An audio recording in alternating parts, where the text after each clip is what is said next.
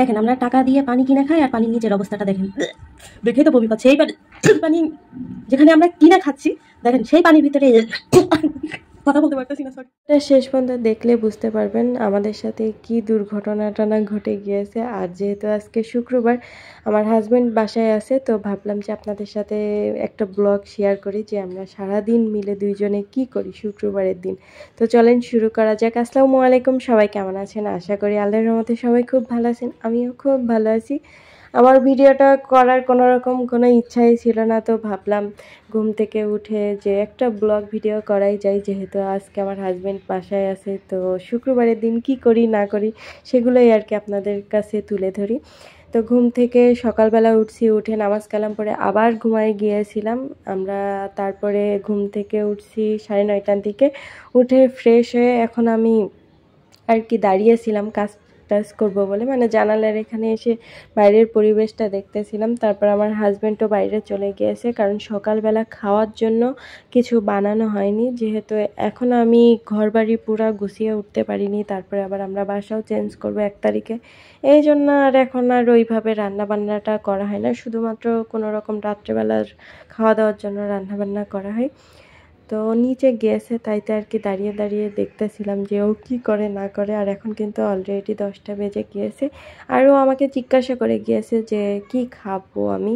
তো বললাম যে পরোটা নিয়ে আসো, দুইজন মিলে খাওয়া যায়। তারপরে বলতেছিল যে নাস্তাটা করে চলো আজকে আমি আর তুমি বাজারে যাই, বাজার করে নিয়ে আসি দুইজনে মিলে। কিন্তু বাইরে যে পরিমাণের রোদ, আমি তো আগের থেকেই না করে দিয়েছি। আমি বলছি যে না, আমি যাব না, তুমি এক কাজ করো তাহলে একেবারে নাস্তা নিয়ে আসো, আর হচ্ছে মানে দুপুরবেলা রান্নাবান্না করার জন্য তরি তরকারি নিয়ে আসো। তো এই জন্য ও বেরিয়ে গিয়েছে। আর দেখেছেন বাইরে কি পরিমাণের রোদ, আমি এই জন্য আগের থেকে নিষেধ করে দিয়েছিলাম, কারণ এই রোদের ভিতরে বাইরে যেতে খুবই অসহ্য লাগে। আর গরমে এই যে মানে ড্রেস চেঞ্জ করে বাইরে যাওয়া খুবই একটা বিরক্তিকর ব্যাপার। যাই হোক, আমি এখন ঘরটা ঝাড়ু দিয়ে নিব, তার আগে কিছু জামা কাপড়, যেহেতু জামা কাপড়গুলো ঘরেই আমি হচ্ছে শুকাতে দিই, তো জামা কাপড়গুলো শুকাই গেলেই আমি হচ্ছে আগে সুন্দর করে গুছিয়ে এক সাইডে রেখে দিই, না হলে ঘরের ভিতরে অনেক ঝামেলা হয়ে যায়। তো তারপরে এখন রুমটা আমি সুন্দর করে ঝাড়ু দিয়ে নিয়েছি, এখন ময়লাগুলো ঝাড়ু দিতে দিতে হঠাৎ করে আমার মনে পড়লো আজকে তো শুক্রবার, তো সবাই তো বাসায়তে আছে আর পানি একটু পরেই শেষ হয়ে যাবে। তো আমি কি করছি, তাড়াতাড়ি করে রুম টুম ঝাড়ু দিয়া বাদ দিয়ে আগে গোসল করে আসছি, নাহলে পানি যখন একটু পরে তুলবে তখন পানিটা আরও বিচ্ছিরি আসবে আর গোসল করতে পারবো না। সারাদিনেও পানি ঠান্ডা হওয়ার কোনো চান্স নেই, যেহেতু এখন সবাই আছে, শুক্রবারে তো ছুটি থাকে, তো সবাই তো বাসায় থাকবে। এই জন্য আমি ভাবলাম যে আগে গোসল করে আসি। তো গোসল টোসল করে এসে তারপরে বাকি কাজ করে আমি এখন একটু বসে বসে বিস্কিট খাচ্ছিলাম, কারণ খুব খিদা লেগে গিয়েছে। অলরেডি তো অনেক বেজে গিয়েছে, 10:30টা তো অলরেডি বেজেই গিয়েছে। তো আমি আমার হাজব্যান্ডের অপেক্ষাও করতেছিলাম এদিকে যে ও কখন আসবে, তারপরে খাওয়া দাওয়া করে দুপুরবেলার জন্য রান্না বসিয়ে দেব। এখানে আমার আঙ্গুলের মানে নখের অবস্থা দেখেছেন, এই পানিতে বুঝলাম না, এই পানিটা ব্যবহার করার পর থেকে আমার নখের উপরে এরকম কেমন জানি কালো ছোপ ছোপ দাগ হয়ে গিয়েছে।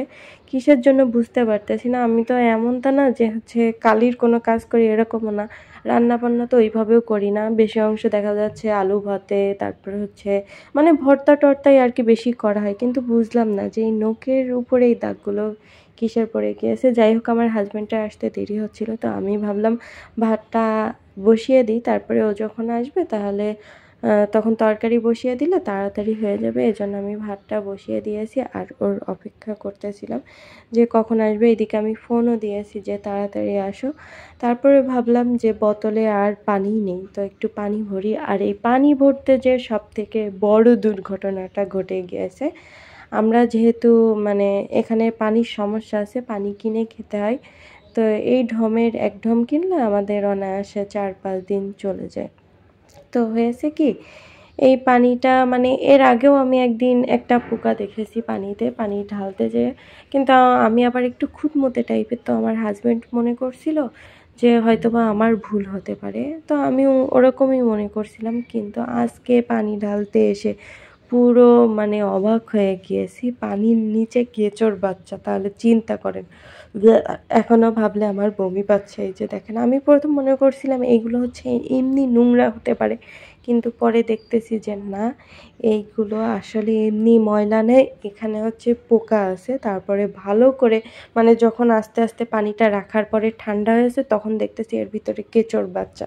মানে দেখে আমার এখনো পর্যন্ত এত পরিমাণে খারাপ লাগতেছে, মানে মনে পড়লে গায়ের ভিতরে ঝাড়া মারতেছে আর কেমন জানি বিচ্ছিরি লাগতেছে। এই যে এই পানির ভিতরে দেখেন আল্লাহ কি খেয়েছে। আমি শুধু এইটুকু ভেবে অবাক হলাম, যারা পানি বিক্রি করে মানে তাদেরও তো একটু বোঝা উচিত।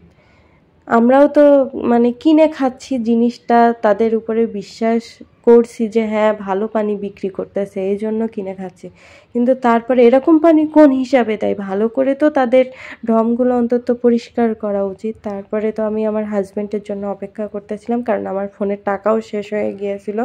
তো আমার হাজব্যান্ড কখন আসবে সেটাই আমি মানে টেনশন করতেছিলাম। আর এই দেখে আমার এইদিকের অবস্থা খারাপ হয়ে গিয়েছে, আমি কানবো না কি করব আমি বুঝতে পারতেছিলাম না। আমার এত পরিমাণের খারাপ লাগতেছিল, বাবারে বাবা। পরে হচ্ছে আমার হাজব্যান্ড আসছে, আমি বললাম যে পানিওয়ালাকে ফোন দাও, পানিওয়ালাকে ফোন দিয়ে অনেক বকাবকি করছে। কারণ এরকম পানি আপনারাই বলেন যে মানে একটা মানুষকে খাওয়ানো সম্ভব? একটা দুইটা না, অনেকগুলো বাবা। আপনারা অনেকেই হয়তোবা ভাবতে পারেন এটা একেবারে নিচের পানি, না এটা নিচের পানি না। এখনও যা ঢমের ভিতরে পানি ছিল, আমি বড় 1 লিটারের পানির বোতলে এখনও 3-4 বার ভরতে পারবো, মানে 4-5 লিটারের মতন পানি ছিল, তার ভিতরে এই অবস্থা বাবা। তারপরে উনি আসছিল পানিওয়ালা, এসে বলতেছিল যে আমরা কি নতুন পানি দিয়ে যাব? আমরা নিষেধ করে দিয়েছি না। পরে পানির ভিতরে কেঁচোর বাচ্চা, সেই মানে আমরা মানে আমি শুধু ভাবতেছিলাম বারবার, মানে আমি এতই খুঁতমতে, আমার তো বারবার টেনশন হচ্ছিল যে এইগুলো পেটের ভিতরে গিয়েছে কিনা। আমার হাজব্যান্ড তো এই শুনে আমাকে বকাবকি করতেছিল যে না এরকম কিছুই না, আল্লাহ অখাদ্য খাওয়াবে না বলেই দেখিয়ে দিয়েছে। আর আমরা তো পানি সাধারণত দেখেই ঢালি, কিন্তু তারপরেও কেমন জানি একটা লাগতেছিল, কি বলবো, এখনো পর্যন্ত দেখে আরো বিচ্ছিরি খারাপ লাগতেছে। আর কালকে সারা দিন মানে শুক্রবার পুরো সারা দিন আমার গা হাত পা গুলিয়েছে, এত পরিমাণের বিচ্ছিরি অবস্থা হয়েছে আমার, কি বলবো। মানে কিছুই খেতে ইচ্ছা করতেছিল না, যখনই পানি খাচ্ছি তখনই এই যে এই জিনিসটার কথা মনে পড়তেছিল, খুবই খুবই খারাপ লাগতো। এসব ঝামেলা শেষ করতে করতে আমরা হচ্ছে সকাল 12:30টার দিকে নাস্তা করেছি, তখন হচ্ছে জোহরের আজান দিয়েছে। তো আমার হাজব্যান্ড পরোটা নিয়ে আসছিল, আর এটাকে কি জানি বলে, বরফি, রাইট। তো বরফি বলে সুজির, যাই হোক হলো হালুয়া টাইপের আর কি, মানে মনে পড়তেছে না নামটা। তো এটা দিয়ে আর কি নাস্তা করছিলাম। তো তারপরে যে আমি আমার হাজব্যান্ডকে বললাম আমাকে একটু সাহায্য করো, কারণ টোটালি আমি রান্না করার পর্যায়ে ছিলাম না। এটা দেখার পরে আমি তো শোকে ছিলাম যে কিভাবে এতদিনে এই পানিটা আমি খেয়েছি, মানে খুব খারাপ অবস্থা। এই পানিটা দেখার পর থেকে আমার অবস্থা পুরোপুরি খারাপ হয়ে গিয়েছে। তো তাড়াতাড়ি করে ও আমাকে একটু কাজে হেল্প করলো। আর আজকে আমার হাজব্যান্ড পটল নিয়ে আসছিল, আর কি জানি একটা মাছের নামটা আমি জানি না, আপনাদেরকে একটু পরে দেখাচ্ছি। তো ওই মাছটা নিয়ে আসছিল, ওই মাছটা দিয়ে পটলগুলো আর কি রান্না করব। তো এখানে আমি সব কিছু পটলের সাথে লবণ, হলুদ, জিরা সব কিছু দিয়ে ভালোভাবে মাখিয়ে নিতেছি। আর আমার হাজব্যান্ডকে বললাম যে তুমি একটু ঝাল পেঁয়াজ কেটে দাও। আমার রান্না করার টোটালি কোনো ইন্টারেস্টই ছিল না, মানে এতটা খারাপ লাগতেছিল আমার, কিন্তু কিছু করার নেই, রান্নাবান্না তো করতেই হবে। আরও যেহেতু কুকারে রান্না করি, তো ভাবলাম হাজব্যান্ডকে দিলে কেমন হবে না হবে, ওর থেকে নিজেই রান্না করি।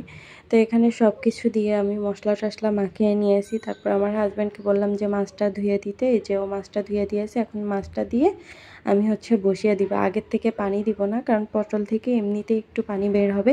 এই মাছগুলোর নাম কি আমি জানি না, আপনারা কেউ জানলে একটু বলবেন।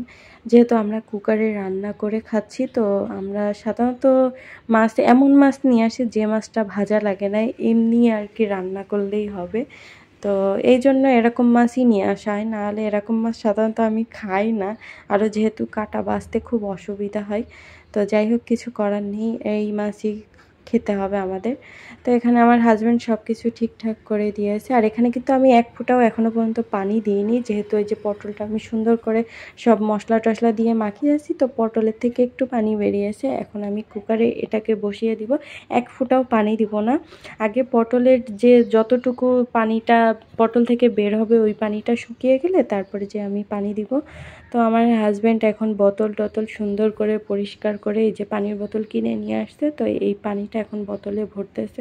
আমি তো বলতেছিলাম যে ওই বোতলে ভরোই না, তারপরে ও যে আবার বোতলগুলো, তারপরে আমার হাজব্যান্ড গিয়েছে গোসল করতে আর আমি নামাজ পড়ে নিয়েছি। আর এই যে দেখেন, উফ কি সুন্দর একটা স্মেল বেরিয়েছে, খুব সুন্দর একটা স্মেল করতেছিল। যাই হোক, এই পানিটা শুকিয়ে গেলে তারপরে যে আমরা হচ্ছে ঝোলের পানি দিয়ে দেবো। এখানে ঝোলের পানিও দিয়ে দিয়েছি, একটু পরেই আর কি হয়ে যাবে। তো খাওয়া দাওয়াটা করে নিয়েছি, কিন্তু এই যে বললাম না পানিতে পোকা দেখে খুব শোকাইছিলাম।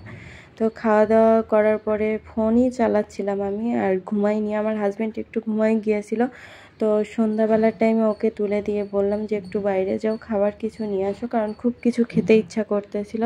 আর সন্ধ্যাবেলার টাইমে বাইরের ভিউটা দেখেছেন, খুবই ভালো লাগে। আজকে আর ছাদে যাওয়া হয়নি, কারণ একটুও ভালো লাগতেছিল না। তো তারপরে নামাজ কালাম পড়ে ওঠার পরে দেখতেছি আমার হাজব্যান্ড এখানে হচ্ছে মোংলাই নিয়ে আসছে, আলুর চপ নিয়ে আসছিল। আমি ওকেই বলছিলাম যে আলুর চপ নিয়ে আসতে। আগে কিন্তু আমি আলুর চপটা এত পছন্দ করতাম না, কিন্তু এখানে আলুর চপটা আমার কাছে বেশ মজা লাগছে। তো এই জন্য আমি আমার হাজব্যান্ডকে বলছিলাম যে আলুর চপ নিয়ে আসতে, কিন্তু দেখেন ও কতগুলো আলুর চপ নিয়ে আসছে। বেশ একটু বেগুনি নিয়ে আসো, পেঁয়াজও নিয়ে আসো, তা না সবগুলো আলুর চপ নিয়ে আসছে। যাই হোক, এখন হচ্ছে আমি কয়েকটা আলুর চপ খাবো আর বাকি কয়েকটা রেখে দেবো রাত্রে। অনেকেই ভাবতে পারেন ভাত দিয়ে কি আলুর চপ খাওয়া যায়? হ্যাঁ, খাওয়া যায়। এটা খেতে খুবই মজা লাগে, আপনারা চাইলে কিন্তু একটু ট্রাই করতে পারেন। তারপরে আমি আমার হাজব্যান্ডকে বললাম আমার একটু কেউ ফানটা খাওয়াতে পারো, কারণ আমার ফানটা খেতে খুব ইচ্ছা করতেছিল। তবে ফানটা পাইনি, এই যে গুগলিটা পেয়েছিল, এই গুগলিটার নাম আমি কি দিয়েছি জানেন? গুলগুলি। আমার খুব ভালো লাগে গুলগুলি বলতে, তাই তো আমি এটাকে গুলগুলি বলে থাকি। তো ওটাই আর কি নিয়ে আসছিল, এটা খেতেও খুবই মজার ছিল। তো খাওয়া দাওয়া করে তারপরে হচ্ছে আমরা একটু ছাদের উপরে গিয়েছিলাম হাঁটাহাঁটি করতে। তো ছাদের উপর থেকেও চলে আসছি, এখন হচ্ছে নামাজ পড়তে হবে, আর তো কোনো কাজ নেই, ঘুমাই গেলেই আর কি হয়ে গেল। আর রাত্রেবেলাও আমি খাওয়া দাওয়া করার পরে এই যে অল্প একটু ভাত ছিল, তো এই ভাতটা ভাবলাম পানি দিয়ে রেখে দিই, সকালবেলা খাওয়া দাওয়া করে নিলে আর কি হয়ে যাবে। তো যাই হোক, আজকের ভিডিওটা এই পর্যন্তই। আর ভিডিওটা কেমন হয়েছে অবশ্যই কিন্তু আপনারা সবাই কমেন্ট করে জানাবেন। তো সবাই ভালো থাকবেন, সুস্থ থাকবেন, আল্লাহ হাফেজ।